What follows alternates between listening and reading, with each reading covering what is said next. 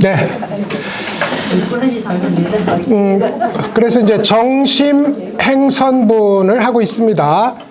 청정한 마음으로 선을 행한다는 뜻이고, 우리가 금강경에서 너무나 소위 선을 쌓고 보시하는 공덕을 하찮게 여기는 경향이 있으므로 그것이 얼마나 튼튼한 기초를 형성하는지에 대해서 실질적으로는 그 일이 더 우리에게 우선적으로 실천해야 될 일이라는 점에서 이제 원요범이라는 이의 공과격이라는 공의 표, 과오의 표, 이래서 공과격입니다.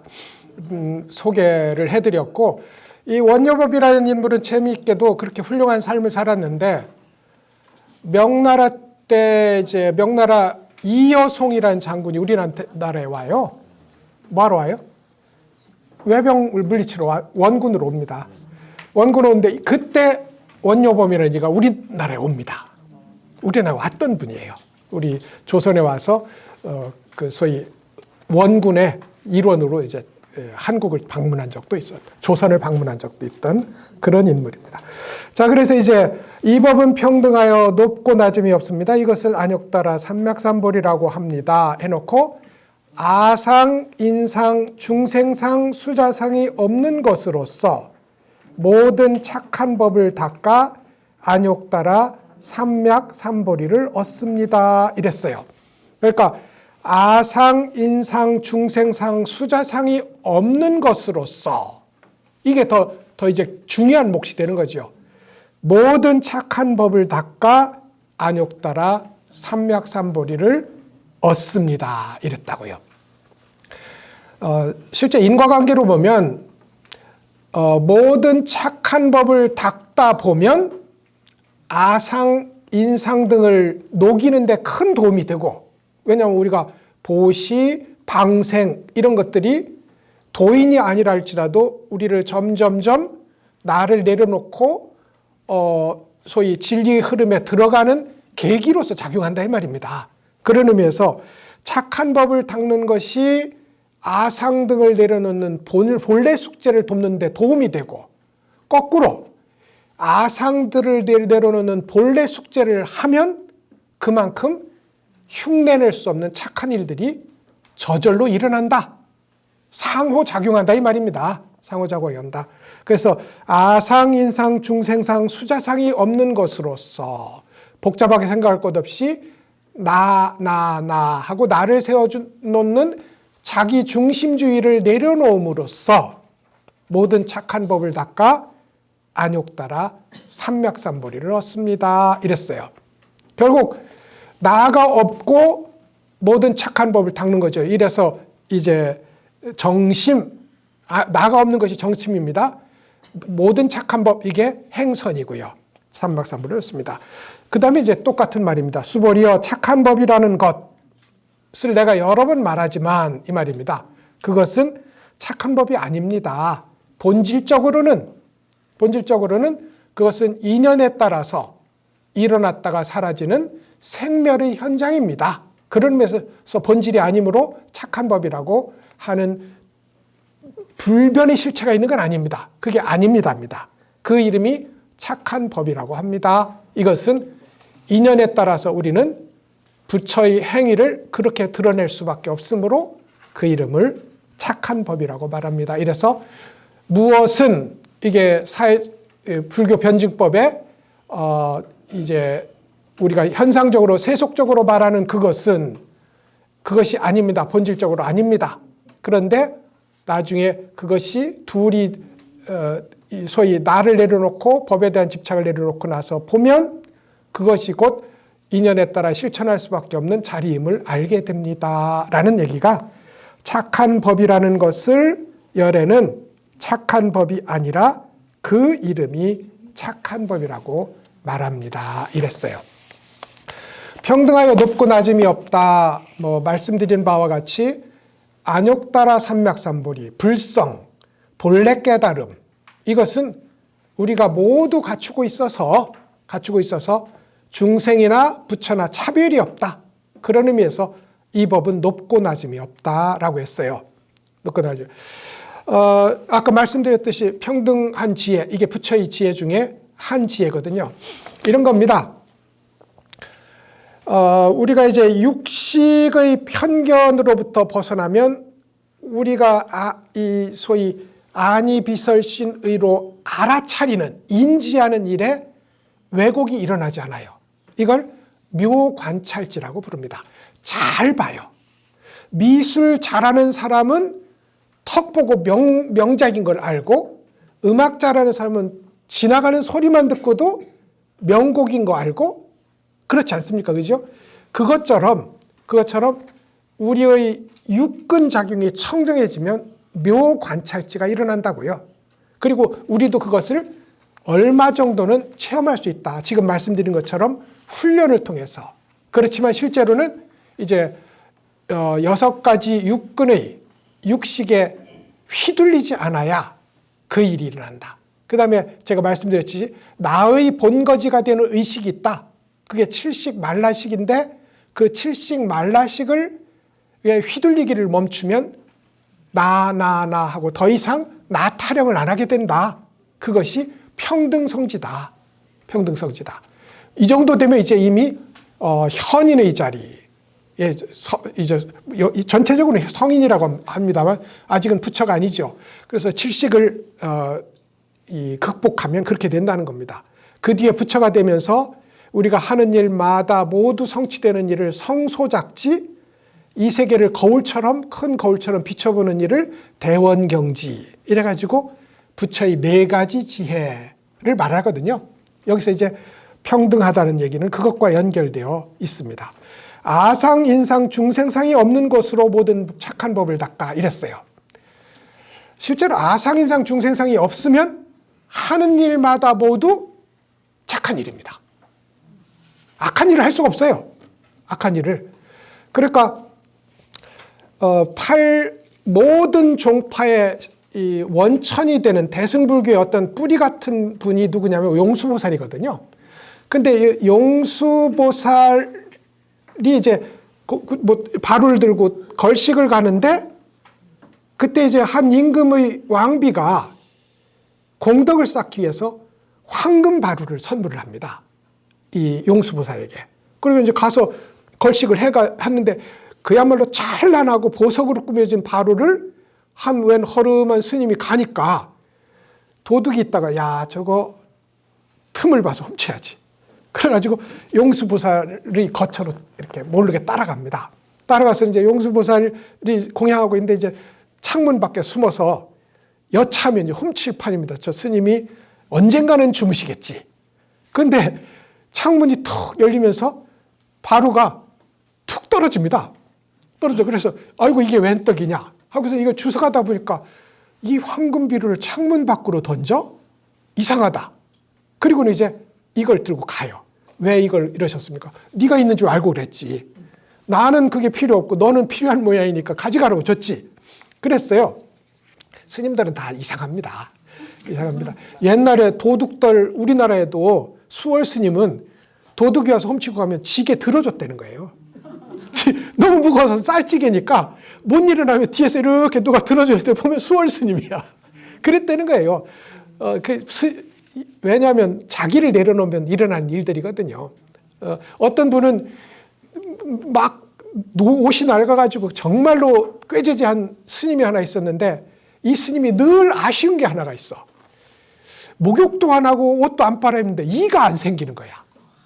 이가 안 생겨요. 그래서 왜 내 살도 맛있는데 그래서 이제 늘 가서 남이 이 잡으면 그때 다 있었거든요. 이 잡으면 이를 빌려서 자기한테 넣어대는 거야. 나가 없으면 일어나는 일들이 별 신기하고 재미있는 일이 있지만 흉내낼 수 없다. 흉내낼 필요도 없고 중요한 것은 나를 내려놓는 이 일이 더 중요한 거니까 말이죠. 그래서 이제 그 용수보살 얘기로 돌아가서 그럼 어떻게 하면 스님처럼 됩니까? 그러니까 도둑질 해라. 도둑질 하는데 도둑질 할 때마다 도둑질 하는 이놈 이걸 잘 봐라. 또 도둑질하는 이거.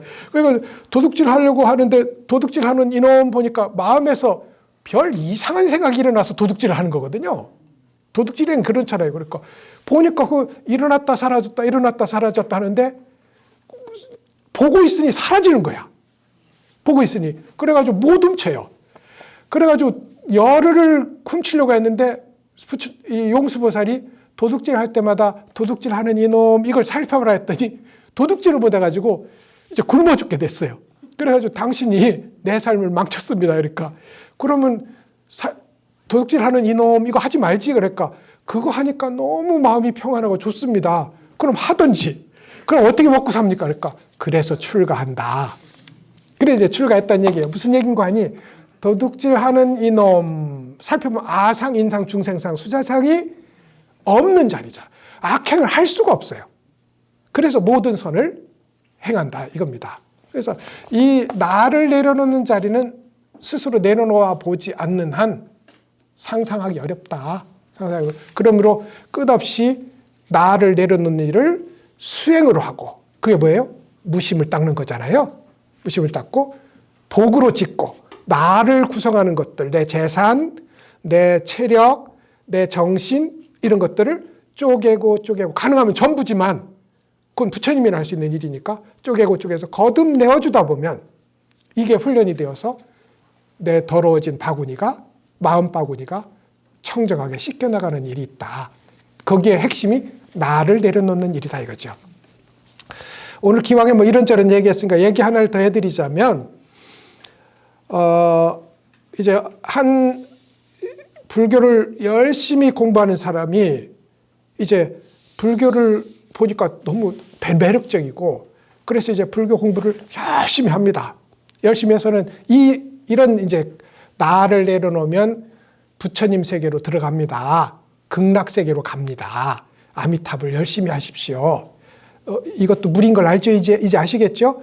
숯을 담은 이 광주리에 쏟아놓는 물이 아미타불이에요. 그러니까 그러면 아미타불 하다 보면 광주리가 깨끗해지니 그것이 아미타불이고 거기가 극락이잖아요. 그래서 이제 아미타불을 열심히 하다가 이제 스승한테 묻습니다. 제가 해보니까 좋긴 좋습니다. 이게 아미타불 연불이 좋습니다. 그런데 극락에도 가고 싶습니다. 근데 딱 한 가지 궁금한 게 있습니다. 제가 술을 좋아하는데 극락에 가도 술이 있을까요? 그래 이제 물어요.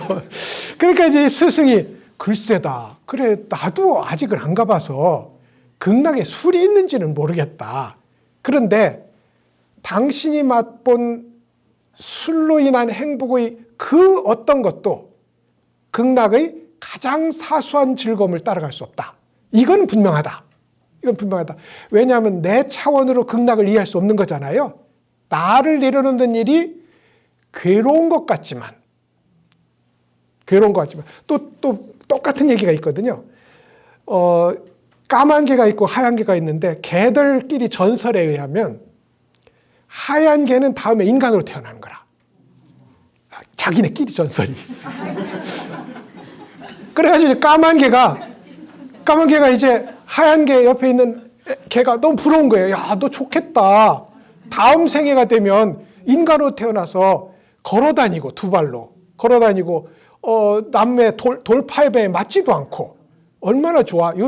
요새 개는 행복하지만 옛날에는 돌팔매 맞았거든요. 그 얼마나 좋아. 그랬더니 그래 이제 뿌듯한 거죠. 자기도. 그래 좋기는 좋을 것 같은데 한 가지 걱정이 있어. 아까 술 걱정한 거랑 똑같아.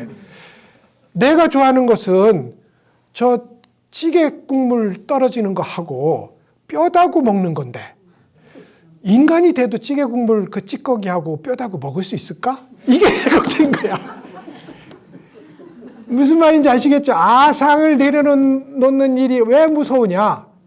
지금 이 삶을 가지고 약속하는 삶으로 가고 싶은 거예요. 근데 이걸 개의 몸을 내려놓고 뼈다귀를 먹는 살림을 내려놔야 인간으로 가. 술을 먹는 살림을 내려놔야 극락으로 가서 숨만 쉬어도 술 먹는 것보다 좋은 거예요. 그걸 가서 술도 먹고 싶다 이러면 극락은 못 가는 거지. 뼈다구도 먹고 싶다 이러면 못 가는 거죠.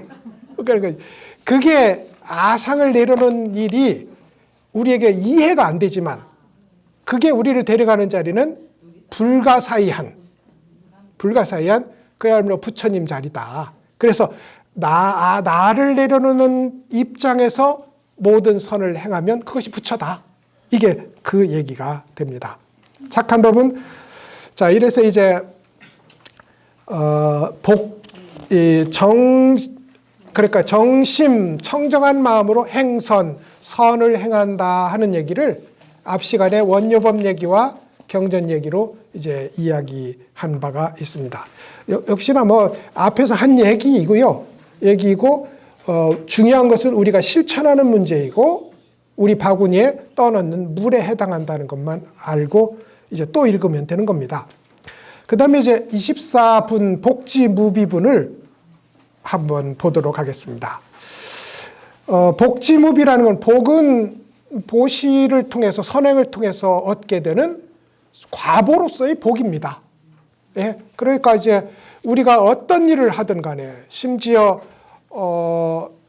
어떤 개가 가다가 부처님이 너무 존경스러운데 들을 게 없어서 자기가 먹던 그 음식을 줬다는 거예요. 그 음식이 뭐예요? 똥을 드린 거야.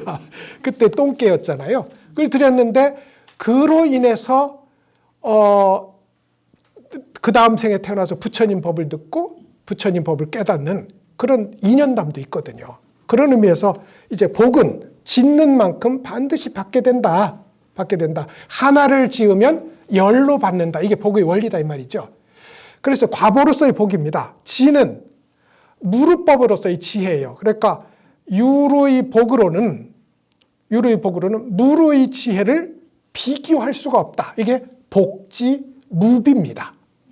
복지무비. 아시겠죠? 그죠? 복지. 우리가 선행을 통해서 보시를 통해서 얻는 복은 분명하다. 근데 그것이 어마어마한 복이라 할지라도 전륜성황으로 세상의 모든 것을 성취할 수 있는 복이라 할지라도 금강경 항구절 읽는 무르의 지혜보다는 못하다. 이걸 복으로는 유르의 복은 무르의 지혜에 비교할 수 없다. 이게 복지무비분의 제목입니다. 한번 읽어보시죠. 익숙한 내용입니다. 수보리여 만약 삼천대천세계에 있는 모든 수미산과 같은 칠보의 무더기를 가지고 어떤 사람이 보시한다고 합시다. 또 어떤 사람이 이 반야바라밀경이나 사국의 등을 가지고 받아 지니며 읽고 외면서 다른 사람을 위해 해설해 준다면 앞의 복덕으로는 100분의 1에도 미치지 못할 것이며 100천만분의 1 나아가 숫자의 비유로는 미칠 수 없을 것입니다. 이랬어요. 예, 익숙한 내용이지요. 많은 보물을 가지고 셀 수 없는 보물을 가지고 보시를 한다 해도 그래서 그것으로 과보를 받는다 해도 금강경에서 설하는 나를 내려놓는 실천, 나를 내려놓는 차원으로 진입하는 이 무르지의 이 소위 공덕하고는 상호 비교할 수 없는 다른 차원의 일이다. 이게 이 얘기가 이제 하는 말입니다. 삼천대천세계, 우리가 살고 있는 이 한 세계가 세계다, 1세계다. 하나의 작은 세계다. 이 세계는 어떻게 구성됐느냐 하면 수미산을 중간에 두고 사방에 큰 대륙 4개가 있고 우리는 그중에 남쪽에 살죠. 남섬부주에 삽니다. 4개가 있고 그리고 위로 올라가도 보면 사천왕천이 있고 도리천이 있고 욕계 6천이 있고 그리고 또 색계 18천이 있고 무색계 4천이 있다. 그 덩어리 옆으로 사대부주까지 위로는 천상세계까지 이 한 덩어리를 한 세계라고 부르자. 이걸 한번 곱하면 소천세계가 되고 1000번을 곱하면 이 소천세계를 다시 1000번을 곱하면 중천세계가 되고 중천세계를 다시 곱하면 대천세계가 된다. 1000을 3번 곱했으므로 삼천대천세계라고 부른다. 이게 이제 이 얘기입니다. 그럼 삼천대천세계가 아마 1억쯤 되는 모양이에요. 숫자로 계산해서. 그러니까 수미산이 한 개가 있어요. 이 중에. 모든 세계마다. 그러면 이제 삼천대천세계 수미산을 다 합한다 이겁니다. 이게 삼천대천세계에 있는 모든 수미산을 합한 것만큼의 보물을 가지고 보시한다고 합시다. 이거예요. 참 어려운 거죠. 어려운 거예요. 이 보시정신은 부처님의 전생을 모두 장식할 정도로 철저했다. 보시한다고 합시다. 또 어떤 사람이, 그런데 이에 비해서 어떤 사람이 금강경이나 사국의 금강경 전부나 이 말입니다. 그 일부 한 구절을 가지고, 사국의가 그런 뜻입니다. 받아서 이건 그렇습니다. 네 그렇습니다 라는 뜻이에요. 네 그렇습니다. 지니며 잊지 않고 상기하고 실천하는 겁니다. 그리고 나서 읽고 외면서, 금강경을 읽고 외워야 됩니다. 금강경을 이렇게 머리로 하면 안 되고요. 그냥 정말로 한문으로 하면 머리 안 남으시니까요. 한글 읽으셔야 됩니다. 제 번역이 뭐 별로 좋지 않지만 제 걸로 해도 되고, 아니면 어떤 다른 스님 걸 가지고 크게 틀리지 않습니다. 우리가 금강경은 워낙 기초가 튼튼하니까요. 크게 틀리지 않아요. 그 한글 경전을, 우리 표준 금강경도 있거든요. 한글 금강경을 가만히 읽을 때 소리내어 읽습니다. 소리내어 읽으면 어떤 것도 소리내는 게 중요해요. 소리내어 읽으면 머리라는 껍데기로 가지 않고 점점점 깊은 마음의 심층으로 들어가요. 그래서 읽고 외다 보면 우리 동요 여러분 무슨 뜻인지 몰랐는데 오늘날 불러보다 보면 이 동요 이상한데 우리 입에서 나와요. 입으로 해서 그래요. 그래서 경전을 공부하는 제일 큰 핵심은 소리내어 읽고 거듭 읽는 겁니다. 이렇게 공부하는, 그게 수지 독송인 거죠. 자기화가 돼요. 아래아시까지 쑥 들어가서 전세까지 가져간다 이 말입니다. 머리로만 살짝 공부하면 나중에 이렇게 체질을 해보면 다 껍질에서 날아가 버리는데, 저 깊은 아리아시까지 아주 각인되듯이 공부되는 것, 이건 수지 독송이 필요해요. 더 중요한 건 다른 사람을 위해서 해설하는 겁니다. 다른 사람을 해설하려면 공부를 많이 해야 돼. 내가 지금 여기서 알만하다 이거 가지고는 안 돼. 손바닥처럼 환해도 내가 깨달은 게 아니므로 가서 말하다 보면 또 헷갈려요. 내게 아니니까. 내 거면 되는데, 그런데 그렇게 남에게 설명해 주려고 하고 설해 주려고 하다 보면 나한테는 더 깊이 들어옵니다. 그리고 더 간절해지는 마음이 남을 위해서 해설해 줄 때입니다. 그래서 남을 위해 해설해 준다면 그 어마어마한 보물을 가지고 보시한 복덕으로는 여기에 될 수가 없습니다. 이게 이제 백천만분의 1, 나아가 숫자의 비유로는 미칠 수 없을 겁니다. 이랬어요. 얼마 전에 우리가 이제 불교에는 사물이 있잖아요. 사물이 있어서 북도 있고, 그러면 북은 축생을 위해서, 목어도 있고, 목어는 수족 생물들을 위해서, 범종은 이 지옥을 위해서, 그리고 이제 운파는 하늘의 생명들을 위해서 이렇게 치잖아요. 근데 이제 범종은 지옥도 울리지만 천상도 울리는 얘기잖아요. 그래서 이제 아침에는 28번 음을 친다고요. 근데 이제 우리 속에 그게 다 들어있는 거야. 우리 속에요. 28천이 우리 속에 들어있다고요. 그래서 28번이 종을 들으면서 끝없이 위로 향상해 가는 그런 심정이 될 필요도 있습니다. 그래서 욕계 6천도 있고 색계 18천도 있고 무색계 4천도 있어서 우리의 영혼을 송두리째 울려주는 일, 이게 새벽 종의 28번 타종이다. 저녁에는 몇 번 쳐요? 33번 칩니다.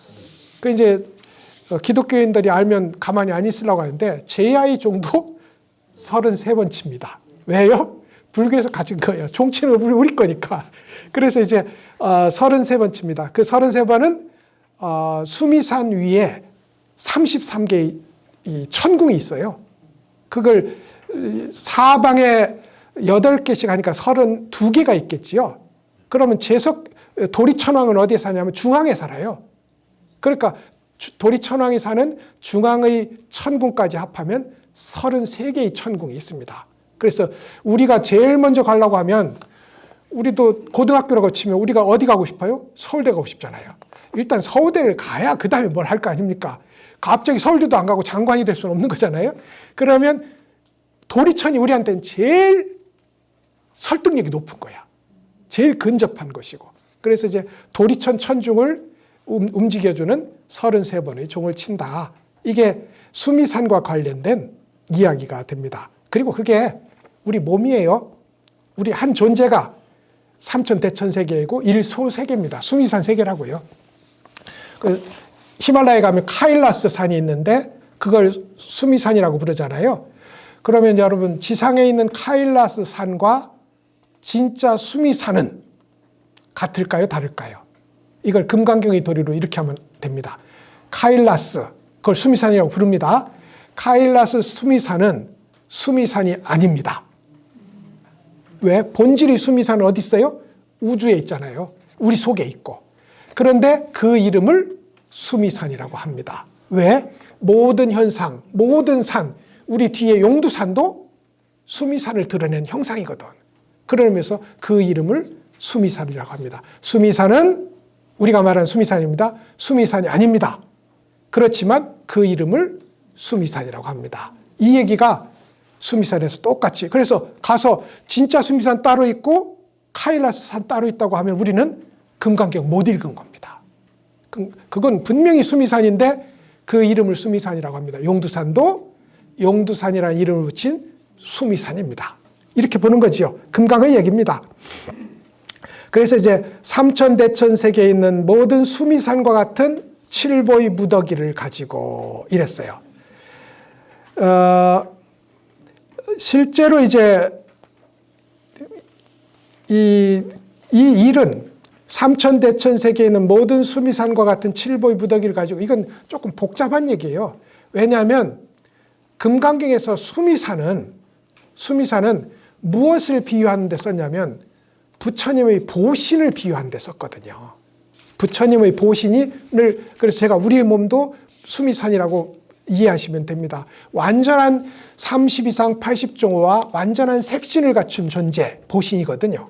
그 보신을 비유할 때 수미산을 가지고 비유를 해요. 그러면 이 그냥 보시가 아니라, 우리의 보시가 아니라 보시를 해서 부처님이 되고 보신의 부처님을 완성한 그 공덕이라고 해도 이런 뜻입니다. 그 공덕이라고 해도 금강경 이 공덕을 미칠 수가 없다는 극단적 강조가 되는 거라고요. 그 다음에 바라밀이나 사고개 등을 가지고 수지 독송하며 위인해설하면, 이건 뭐 이제 여러 번 설명드린 바가 있습니다. 마지막 구절 보시죠. 100분의 1에도 미치지 못할 것이며 100천만분의 1, 나아가 숫자의 비유로는 미칠 수 없을 겁니다. 왜 그러냐면 계속 이 얘기가 나오는, 이건 32장까지 나오거든요. 이 얘기가 나오는 이유는 금강경이라는 이 경전이 출발하는 지점이 어디냐면 이 부처의 몸을 완성했다는, 이제 말하자면 근본 불교의 완성 지점에서 이 대승불교가 시작해요. 그러니까 아까 제가 수미산은 보신부를 가리키는 비유로 금강경에서 쓰입니다. 그 말은 이렇게 공부해서 보신부를 성취하는 지경에 이르렀다고 해도 거기서 다시 내려놓는 자리로 나아가야 됩니다. 이게 금강경의 출발이거든요. 그런 의미에서 이런 얘기가 이제 소위 그야말로 극단적 비유, 금강경의 찬양, 이 얘기가 나옵니다. 보시와 지혜를 비교하는 거 제가 밑에 써놨어요. 여기서 몇 차례 나오는데 처음에 이제 제가 1, 2, 3, 4, 5 번호를 붙여놨어요. 삼천대천세계로 보시한다고 해놨다가 그 다음에는 항아사 모래수만큼의 삼천대천세계로 보시한다고 했어요. 올라갔죠. 그 다음에 항아사수 신명보시로 또 올라갔어요. 왜냐하면 보물로 보시하는 게 아니라 목숨으로 보시하니까 이건 전혀 또 다른 차원인 거예요. 그 다음에 하루를 쪼개서 오전, 정오 오후에 항아사 모래수의 항아가 있는데 그 항아의 모래수만큼의 목숨으로 보시한다고 해도 이 경전에 다 비교할 수 없습니다. 더 극단적으로 강조됐습니다. 그 다음에 5번에는 백천만억 나유타 제불에 공양했어요. 그냥 보시하는 게 아니라 부처님에게 공양했다고 더 강조됐어요. 근데 여기 와서는 푹 줄었어요. 여기서는 이제 그냥 삼천대천세계 수미산만큼 보시한다 했어요. 그러니까 이 얘기는 제가 아까 수미산은 부처님의 보시됩니다. 앞에 모든 걸 다 보시하고 나면 뭐가 되냐면 수미산 왕처럼 모든 산의 왕처럼 모든 형체가 갖춘 존재의 완성형인 보신불이 된다. 이게 결코 작아진 게 아니라 계속 올라가고 올라가는 끝에 보신불이 되었다. 보신불의 경지에 올랐다 할지라도 이 말입니다. 할지라도 그것조차 내려놓는 자리가 필요하다. 이게 금강경의 도리다. 이렇게 얘기했어요. 자, 그래서 이제 복지 무비 복덕과 이건 유루복입니다. 아무리 많은 복이라고 해도 생겨났으므로 끝나는 날이 있어요. 이 금강경의 지혜를 실천하는 나를 내려놓는 지혜, 이 우주법계와 한 몸으로 나를 내려놓고 통일되는 이 지혜, 이 파도로서의 나를 내려놓고 바다에 완전히 통합하는 이 지혜, 이것을 가지고는 어떤 것도 여기에 비교할 수가 없다. 이것이 복지무비, 유루의 복은 무루의 지혜와 비교할 수가 없다 하는 이제 내용을 함께 공부했습니다. 이래서 조금 서두르기는 했지만 오늘 무법가득분 그리고 정심 행선분 복지무비분에 대해서 이제 공부를 했습니다. 오늘 특히 강조드리고 싶은 것은 시간 날 때마다 독서보다 중요한 게 경전, 경전보다 중요한 게 참선, 참선보다 중요한 거 그건 이 운서 스님의 얘기고 이렇게 나가는 중에 이 경전을 읽는 방법은 소리내서 읽는 거다. 그리고 한문을 알지 못한다면 굳이 한문으로 읽지 않아도 된다. 한글로 번역된 것을 가만히 소리내서 읽는 것. 이게 경전 읽는 굉장히 중요한 방법론 중에 하나다 하는 것까지 말씀을 올렸습니다. 자, 오늘 우리 공부는 여기서 마치겠습니다. 수고하셨어요.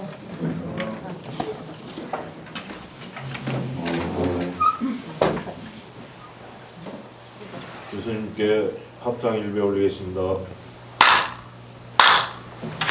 수고하셨습니다. 성불하십시오.